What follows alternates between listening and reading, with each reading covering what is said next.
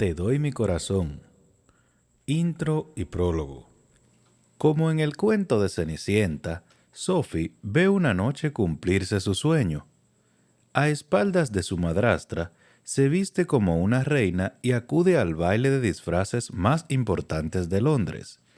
Lo que es más, consigue captar la atención de Benedict Bridgerton, el soltero más atractivo y encantador de la reunión. Sin embargo, pronto vuelve a enfrentarse a su cruda realidad, la de una hija ilegítima, pobre y sin recursos. El destino quiere darle una segunda oportunidad cuando entra a servir en casa de Benedict, aunque él no reconoce en ella a la hermosa joven a la que lleva años buscando. Ella es ahora una simple criada, incapaz de revelarle la verdad. La magia de aquella noche parece perdida para siempre. O quizás no, de princesa radiante. Sophie vivió una infancia extraña. Todos sabían que era hija del conde de Pinkwood, y aunque éste nunca la reconoció como tal, cuidó de que no le faltara nada. Todo cambió cuando su padre se casó de nuevo, y la madrastra y sus dos hijas hicieron de la vida de Sophie una pesadilla. Muerto el conde, su testamento las obligó a cuidar de la niña, pero nunca la consideraron una igual, y tampoco le permitirían nunca que se atreviera a competir con ellas por la atención de los muy cotizados solteros de la familia Bridgerton, tan atractivos como bien situados. Antes la echaban a la calle donde suponían no tendría jamás una oportunidad de acercarse a ellos. A criada en casa del príncipe. ¿Quién era esa mujer extraordinaria? Benedict no puede olvidar aquella belleza enmascarada que le hechizó en un instante, a la que solo conoce como la dama plateada por el color de su vestido, y a quien inconscientemente le entregó su corazón. Pero ahora, años después, se siente poderosamente atraído por una sencilla criada a la que salva de un asaltante borracho. Ella es la única que le hace revivir la emoción que le produjo la misteriosa enmascarada. Pero también ella parece fuera de su alcance, a causa de las insalvables barreras de clase que los separan. Sin embargo, la familia Bridgerton tiene muchos recursos para ayudar a uno de los suyos cuando surgen problemas del amor. Prólogo. Todo el mundo sabía que Sophie Beckett era hija ilegítima. Todos los criados lo sabían, pero todos querían a Sophie. La querían desde el momento en que llegó a Pinkwood Park a los 3 añitos, un pequeño bultito dejado en la grada de la puerta principal una lluviosa noche de julio, envuelto en una chaqueta demasiado grande, y puesto que la querían, simulaban que era exactamente lo que Sexto, conde de Pinkwood, decía que era, la huérfana de un viejo amigo. ¿Qué más daba que los ojos verdes musgo y los cabellos rubio oscuro de Sophie fueran idénticos a lo del conde? ¿Qué más daba que la forma de su cara tuviera un extraordinario parecido con la de la madre del conde, que había muerto recientemente, o que su sonrisa fuera una réplica exacta de la sonrisa de la hermana del conde? Nadie deseaba herir los sentimientos de Sophie, ni arriesgarse a perder el empleo, haciendo notar esos parecidos. El conde, un tal Richard Gunwingwood, jamás hablaba de Sophie ni de sus orígenes, pero seguro que tenía que saber que era su hija bastarda. Nadie sabía el contenido de la carta que el ama de llaves sacó del bolsillo de la chaqueta que envolvía a Sophie aquella lluviosa noche en la que la descubrieron en la puerta. El conde quemó la misiva a los pocos segundos de leerla. Observó enroscarse el papel en las llamas y luego ordenó que le prepararan una habitación a la pequeña, cerca de la sala de los niños, y desde entonces ella continuó en esa habitación.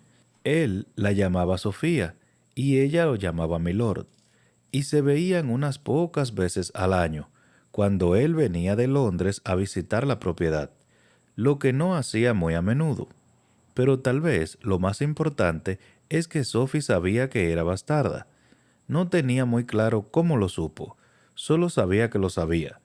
y que tal vez lo había sabido toda su vida. No recordaba nada de su vida anterior a su llegada a Pinewood Park, pero sí recordaba un largo viaje en coche a través de Inglaterra y recordaba a su abuela, terriblemente delgada, la que tosiendo y resollando le decía que iba a ir a vivir con su padre. Y más que cualquier otra cosa, recordaba el momento cuando estaba de pie ante la puerta bajo la lluvia, sabiendo que su abuela estaba escondida entre los arbustos, esperando para ver si la llevaban al interior de la casa. El conde le puso los dedos bajo la barbilla a la pequeña y le levantó la cara hacia la luz, y en ese momento los dos supieron la verdad. Todos sabían que Sophie era bastarda y nadie hablaba de eso, y todos estaban muy felices con ese arreglo, hasta que el conde decidió casarse. Sophie se sintió muy contenta cuando se enteró de la noticia. El ama de llaves le dijo que el mayordomo había dicho que el secretario del conde había dicho que el conde pensaba pasar más tiempo en Pinewood Park, ahora que era un hombre de familia. Y aunque ella no echaba exactamente de menos al conde cuando no estaba, pues era difícil echar de menos a alguien que no le prestaba mucha atención ni siquiera cuando estaba ahí. Se le ocurrió que tal vez podría echarlo de menos si llegaba a conocerlo mejor, y que si llegaba a conocerlo mejor, tal vez él no se marcharía con tanta frecuencia. Además, la camarera de la planta superior le dijo que el ama de llaves había dicho que el mayordomo de los vecinos había dicho que la futura esposa del conde ya tenía 2 hijas, de edades cercanas a la de ella. Después de pasar 7 años sola en la casa de los niños, a ella le encantó esa noticia. A diferencia de los demás niños del distrito, a ella jamás la invitaban a las fiestas ni a los eventos en la localidad. En realidad, nunca nadie la insultaba llamándola bastarda. Hacer eso habría equivalido a llamar mentiroso al conde, el que después de declarar que ella era su pupila y estaba bajo su custodia, jamás volvió a tomar el tema. Pero al mismo tiempo, el conde jamás hizo ningún gran esfuerzo por lograr que la aceptaran. Así pues, a sus 10 años, sus mejores amigos eran las criadas y los lacayos, y su padre bien podrían haber sido el ama de llaves y el mayordomo. Pero por fin iba a tener hermanas. Ah, sabía muy bien que no podría llamarlas hermanas. Sabía que la presentarían como Sofía María Beckett, la pupila del conde, pero ella las sentiría como hermanas, y eso era lo que verdaderamente importaba. Y así, una tarde de febrero, Sophie se encontró en el gran vestíbulo principal junto con todos los criados reunidos allí, esperando, mirando por la ventana para ver llegar por el camino de entrada el coche del conde que traía a la nueva condesa y sus 2 hijas. Y al conde, claro. ¿Cree que le caeré bien?, preguntó en un susurro a la señora Gibbons, el ama de llaves. A la esposa del conde, quiero decir. Claro que le caerás bien, cariño, le susurró la señora Gibbons. Pero Sophie vio que en sus ojos no había tanta seguridad como en el tono de su voz. Tal vez la nueva condesa no aceptaría de buena ganas la presencia de la hija bastarda de su marido. ¿Y tendré las clases con sus hijas? No tiene ningún sentido que te den las clases por separado. Sophie asintió, pensativa, y entonces vio el coche avanzando por el camino de entrada. Se revolvió inquieta. Han llegado, susurró nerviosa. La señora Gibbons alargó la mano para darle una palmadita en la cabeza, pero ella ya había corrido hasta la ventana y estaba con la cara prácticamente pegada al cristal. El conde bajó primero del coche y se volvió a ayudar a bajar a 2 niñas. Estas vestían abrigos negros iguales. Una llevaba una cinta rosa en el pelo, la otra una cinta amarilla. Cuando las niñas se hicieron a un lado, el conde alargó la mano hacia el interior del coche para ayudar a bajar a una última persona. A Sophie se le quedó el aire atrapado en la garganta mientras esperaba la aparición de la condesa. Cruzó los deditos y de sus labios salió una sola súplica. Por favor que me quiera. Tal vez, si la condesa la amaba, el conde la amaría también, y tal vez, aunque no la llamara hija, la tratara como si lo fuera. Y entonces serían una verdadera familia. Mirando por la ventana, Sophie vio bajar del coche a la condesa, y sus movimientos tan elegantes y gráciles le recordaron a la delicada alondra que de vez en cuando chapoteaba en el agua del bebedero del jardín. Incluso su sombrero estaba adornado por una larga pluma de color turquesa que brillaba al sol del crudo invierno. «¡Qué hermosa es!», susurró. Echó una rápida mirada a la señora Gibbons para calibrar su reacción, pero el ama de llaves estaba muy erguida, en rígida posición firme, sus ojos fijos al frente, esperando que el conde hiciera entrar a su nueva familia para hacer las presentaciones. Sophie tragó saliva, sin saber dónde tenía que situarse. Todos los demás parecían tener un lugar asignado. Los criados estaban formados según categorías, desde el mayordomo a la más humilde de las fregonas. Incluso los perros estaban sentados sumisamente en un rincón, sus correas sujetas firmemente por el encargado de los perros cazadores. Pero ella era una desarraigada. Si de verdad fuera la hija de la casa, estaría junto a su institutriz esperando a la nueva condesa. Si de verdad fuera la pupila del conde, estaría en ese lugar también. Pero la señora Timmons había cogido un fuerte catarro y se negó a salir de la sala de estudio de los niños para bajar. Ninguno de los criados creyó ni por un instante que estuviera enferma de verdad. Había estado muy bien la noche anterior, pero todos comprendían su mentira. Después de todo, Sophie era la hija ilegítima del conde, y nadie habría querido ser la persona que hiciera un insulto a la condesa presentándole a la bastarda de su marido. Y la condesa tendría que ser ciega o tonta, o las dos cosas, para no darse cuenta al instante de que la niña era algo más que la pupila del conde. Repentinamente, abrumada por la timidez, Sophie fue a ponerse en un rincón, encogida, cuando dos lacayos abrieron las puertas con ademán triunfal. Primero entraron las dos niñas, que se hicieron a un lado para que entrara el conde llevando a la condesa. El conde presentó a la condesa y a sus hijas al mayordomo, y el mayordomo les presentó al resto de los criados, y Sophie esperó. El mayordomo presentó a los lacayos, a la cocinera jefe, al ama de llaves, a los mozos de cuadra, y Sophie continuó esperando. Presentó a las cocineras, a las camareras de la planta superior, a las fregonas, y Sophie continuó esperando. Finalmente, el mayordomo, que se llamaba Ramsay, presentó a la más humilde de las criadas, una fregona muy joven llamada Dulcie, que había entrado a trabajar ahí solo hacía una semana. El conde movió la cabeza de arriba a abajo, dio las gracias, y Sophie seguía esperando, sin tener la menor idea de qué debía hacer. Entonces se aclaró la garganta y avanzó un paso, con una nerviosa sonrisa en la cara. No pasaba mucho tiempo con el conde, pero siempre que él visitaba Pinkwood Park, la presentaban a él, y él siempre le dedicaba algunos minutos de su tiempo para preguntarle cómo le había ido en las clases y lecciones, y luego la instaba a volver a la sala de los niños. Seguro que él seguiría queriendo saber cómo le iban los estudios, aun cuando se hubiera casado.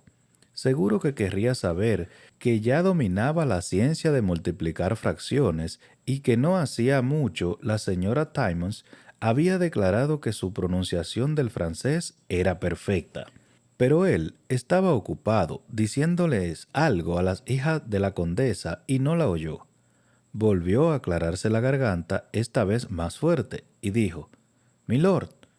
Notó que la voz le salió más temblorosa de lo que hubiera querido. El conde se volvió hacia ella. «Ah, Sofía, no sabía que estabas aquí». Sophie sonrió de oreja a oreja. No era que él hubiera hecho caso omiso de ella después de todo. «¿Y quién es esta niña?», preguntó la condesa, acercándose más para verla mejor. «Mi pupila», contestó el conde. la señorita Sophia Beckett. La condesa le clavó una mirada evaluadora y entrecerró los ojos, y los entrecerró más, y los entrecerró más aún. Ya veo, dijo, y todos los presentes en el gran vestíbulo comprendieron al instante que sí lo veía. Rosamond, dijo la condesa, girándose hacia sus dos hijas. Posey, venid conmigo. Las niñas se pusieron inmediatamente al lado de su madre. Sophie se atrevió a sonreírles. La más pequeña le correspondió la sonrisa, pero la mayor, cuyo pelo era del color del oro batido, siguiendo el ejemplo de su madre, levantó la cara apuntando la nariz hacia arriba y firmemente desvió la vista. Sophie tragó saliva y volvió a sonreír a la niña amistosa, pero esta vez la niña se mordió el labio inferior, indecisa, y bajó la vista hasta el suelo. Dando la espalda a Sophie, la condesa dijo al conde: «Supongo que tienes habitaciones preparadas para Rosamond y Posey». «Sí, cerca de la sala de los niños, justo al lado de la de Sofía». Después de un largo silencio, la condesa debió llegar a la conclusión de que ciertas batallas no han de lucharse delante de los sirvientes, porque se limitó a decir: «Ahora querría subir a las habitaciones». Acto seguido se marchó, llevando con ella al conde y a sus hijas. Sophie observó a la familia subir la escalera y, cuando las perdió de vista en el rellano, se giró hacia la señora Gibbons y le preguntó: «¿Cree que debería subir a ayudarlas? Podría enseñarle la sala de estudio a las niñas». La señora Gibbons negó con la cabeza. «Parecían cansadas», mintió. «Seguro que necesitan dormir una siesta». Sophie frunció el ceño. Le habían dicho que Rosamond tenía 11 años y Posey 10. Era bastante raro que necesitaran una siesta. La señora Gibbons le dio unas palmaditas en la espalda. «Será mejor que vengas conmigo. Me irá bien tener compañía. Y la cocinera me dijo que acaba de sacar del horno una buena cantidad de tortas dulces. Creo que todavía están calientes». Sophie asintió y la siguió. Esa tarde tendría tiempo de sobra para conocer a las dos niñas. Les enseñaría la sala de los niños, se harían amigas y dentro de poco tiempo serían como hermanas. Sonrió. Sería maravilloso tener hermanas. Ocurrió que Sophie no se encontró con Rosamond ni con Posey, ni con el conde ni con la condesa. Si es por eso, hasta el día siguiente, cuando entró en la sala de los niños para cenar, vio que la mesa estaba puesta para 2 personas, no para 4, y la señorita Timmons, que se había recuperado milagrosamente de su dolencia, le dijo que Rosamond y Posey estaban tan cansadas por el viaje que no cenarían esa noche. Pero las niñas tenían que recibir sus clases, de modo que la mañana siguiente llegaron a la sala arrastrando penosamente los pies detrás de la condesa. Sophie ya llevaba casi 1 hora trabajando en sus lecciones y levantó la vista de su deber de aritmética con gran interés, pero esta vez no sonrió a las niñas. Le pareció que era mejor no hacerlo. «Señorita Timmons», dijo la condesa. «Milady», respondió la señora Timmons inclinándose en una venia. «Ha dicho el conde que usted enseñará a mis hijas. Pondré el mayor esmero, milady». La condesa hizo un gesto hacia la niña mayor, la que tenía el pelo dorado y los ojos color asiano. Sophie pensó que era tan bonita como la muñeca de porcelana que le enviara el conde desde Londres cuando cumplió 7 años. «Ella es Rosamond», dijo la condesa. «Tiene 11 años y ella es Posey», añadió, indicando a la otra niña, que no había apartado los ojos de sus zapatos. «Tiene 10». Sophie miró a Posey con gran interés. A diferencia de su madre y de su hermana, tenía el pelo y los ojos muy oscuros y las mejillas un poco rollizas. «Sophie también tiene 10 años», repuso la señora Timmons. La condesa frunció los labios. «Quiero que lleve a las niñas a hacer un recorrido por la casa y el jardín». La señorita Timmons asintió. «Muy bien. Sophie, Deja la pizarra, después podremos volver a las aritméticas. Solo a mis hijas, interrumpió la condesa, con voz cálida y fría al mismo tiempo. Quiero hablar con Sophie a solas. Sophie tragó saliva y trató de levantar la vista hasta los ojos de la condesa, pero no logró pasar más arriba del mentón, mientras la señorita Timmons hacía salir de la sala a las niñas. Se puso de pie, esperando más órdenes de la nueva esposa de su padre. «Sé quién eres», le dijo la condesa tan pronto como se cerró la puerta. «¿Mi lady?» «Eres su bastarda, y no intentes negarlo». Sophie guardó silencio. Esa era la verdad, claro, pero nunca nadie se lo había dicho jamás en voz alta, al menos no en su cara. La condesa le cogió el mentón y se lo apretó y tironeó hasta que ella se vio obligada a mirarla a los ojos. «Escucha», le dijo la condesa en tono amenazador, «puede que vivas en Pinewood Park y que compartas las clases con mis hijas, pero no eres otra cosa que una bastarda, y eso serás toda tu vida. No cometas jamás, nunca, el error de pensar que vales tanto como el resto de nosotras». Sophie dejó escapar un suave gemido. La condesa le tenía enterradas las uñas bajo la barbilla. «Mi marido», continuó la condesa, «siente una especie de equivocada obligación hacia ti. Es admirable que se ocupe de reparar sus errores, pero es un insulto para mí que te tenga en mi casa, te alimente, te vista y te eduque como si fueras su verdadera hija». Pero es que era su verdadera hija, pensó Sophie, y esa había sido su casa desde mucho más tiempo que de la condesa. La condesa le soltó bruscamente el mentón. «No quiero verte», siseó. «No quiero que me hables, y no intentes jamás estar en mi compañía. Tampoco hablarás con Rosamund ni con Posey, fuera de las horas de clase. Ellas son las hijas de la casa ahora, y no deben asociarse con niñas de tu calaña. ¿Alguna pregunta?» Sophie negó con la cabeza. «Estupendo». Dicho esto, la condesa salió rápidamente de la sala, dejando a Sophie con las piernas y los labios temblorosos y muchísimas lágrimas. Con el tiempo, Sophie se fue enterando de más cosas acerca de su precaria situación.